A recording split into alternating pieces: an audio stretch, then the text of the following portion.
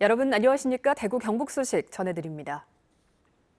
대구와 경북 지역은 구름이 많은 가운데 미세먼지 농도가 높습니다. 오늘 아침 최저 기온은 대구가 영하 1.9도, 안동이 영하 3.3도 등 영하 6도에서 영상 5도, 낮 최고 기온은 대구가 13도, 안동이 10도 등 9도에서 15도 분포로 어제보다 3도가량 높겠습니다.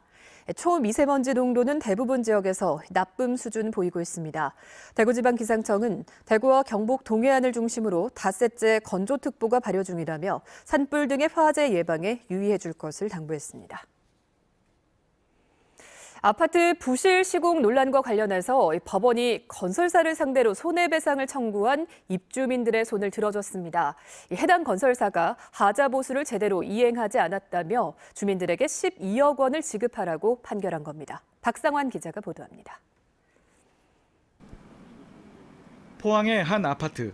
지난 2013년 6월 입주를 시작한 이 아파트는 얼마 지나지 않아 아파트 곳곳에 균열과 누수 등 하자가 발생했습니다. 설계 도면과 달리 변경 시공되거나 부실 시공됐다는 의혹도 불거졌습니다. 시공사는 일부 보수를 진행했지만 입주민들은 문제가 해결되지 않았다며 지난해 7월 손해배상 청구 소송을 냈습니다.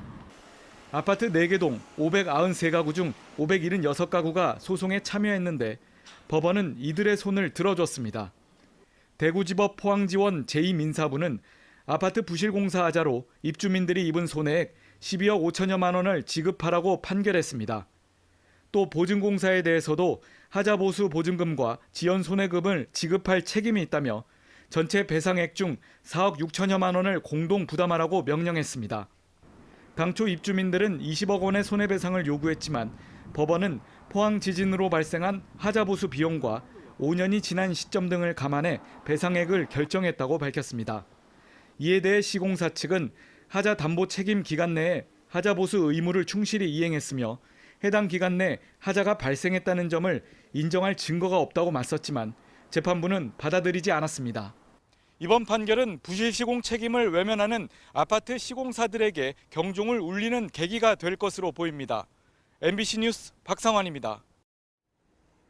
경북 북부 지역 외국인의 국내 체류를 돕기 위한 간이 이동 출입국 창구가 안동에 있는데 내년에 문을 닫을 예정입니다. 대구 출입국관리사무소에서 파견해줄 인력 여력이 없다는 이유인데 이를 대체할 상설 기구를 유치하면 되지만 안동시가 의지를 보이지 않고 있습니다. 엄지원 기자의 보도입니다. 법무부의 이동 출입국 창구가 운영되는 매달 첫째, 셋째 주 목요일 안동시청 민원실은 종일 북새통을 이룹니다. 하루 100명이 넘는 외국인이 몰려 외국인 등록증 발급과 체류 기간 연장 등을 처리합니다. 외국인들은 체류 기한을 하루라도 넘기면 불법 체류가 돼 한두 시간씩 걸리는 대기도 기꺼이 감내합니다. 하지만 이번 달을 마지막으로 한 달 중 단 이틀만 운영됐던 안동 이동 출입국의 운영마저 폐쇄되면서 경북 북부 지역에 거주하는 외국인들의 불편이 우려되고 있습니다. 대구 사무소가 인력이 부족해 더는 안동 이동 출입국 운영이 어렵다는 겁니다. 대구 사무소를 방문하는 예약 민원인은 제 시간에 업무를 보지 못하고 장시간 기다리는 상황이 계속되고 있습니다. 실제 안동 이동 출입국에서 처리하는 업무량은 대구 사무소 처리량의 2% 선에 불과합니다. 경북 북부 7개 지역의 거주 외국인은 5년간 10%가량 늘어난 5,100여 명 남짓. 이대로라면 내년부터는 대구까지 가서 민원을 해결해야 합니다. 없으면 안 되지요. 대구 가면 좀 힘들어하잖아요. 안동 있으면 좀 2시간 그잖아요 정도 와서는 좀 더 힘들어요. 그러나 대안이 없는 건 아닙니다. 정부는 2년 전부터 외국인 민원 수요가 높은 전국 6개 도시에 다문화 이주민 플러스 센터를 설치해 운영 중입니다.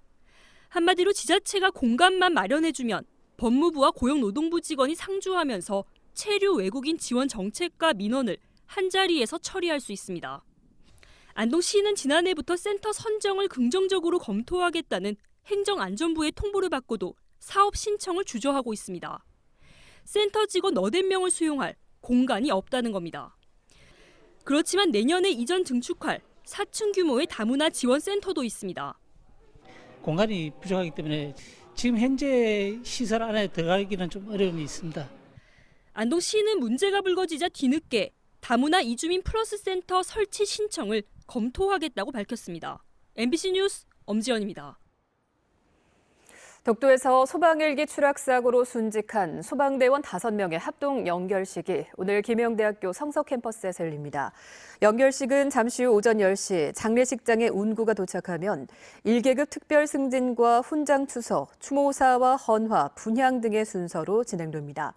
연결식이 끝난 뒤에는 세종시 은하수공원에서 화장하고 국립대전현충원에 안장됩니다. 범정부 현장수습지원단은 수색을 종료했지만 아직까지 찾지 못한 실종자 3명에 대해서는 해양경찰청이 계속 수색한다고 밝혔습니다.